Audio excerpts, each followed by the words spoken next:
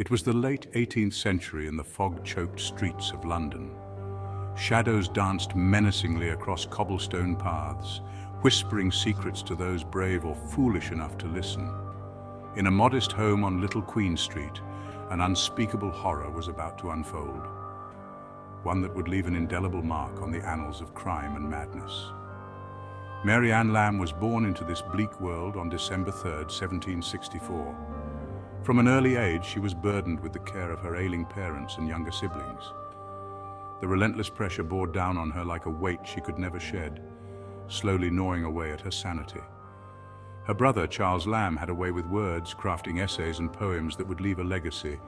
But behind his literary facade lay a family teetering on the edge of despair. Mary, the dutiful daughter, was the anchor of their fragile existence until one fateful day when the darkness within her could no longer be contained.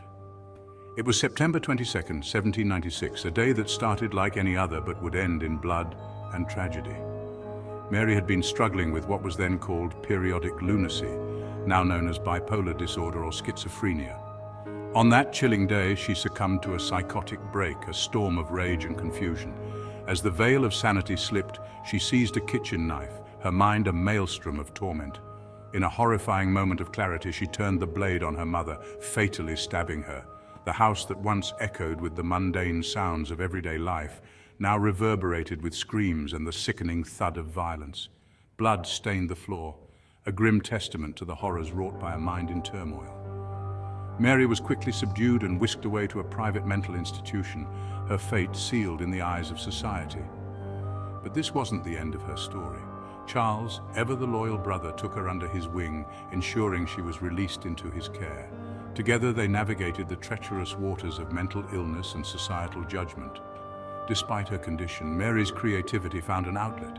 She collaborated with Charles on tales from Shakespeare, bringing the bard's works to life for children, but the spectre of her crime loomed large, a constant reminder of the thin line between brilliance and madness.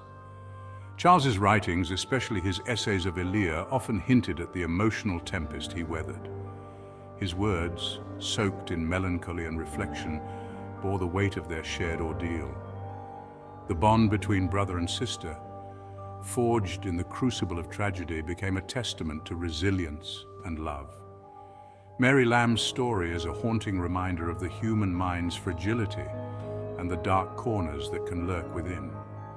Her life, marred by an act of violence, paints a chilling portrait of mental illness in a time when understanding and compassion were in short supply. It's a tale that lingers in the shadows, whispering its dark truths to those who dare to listen. This is a true story,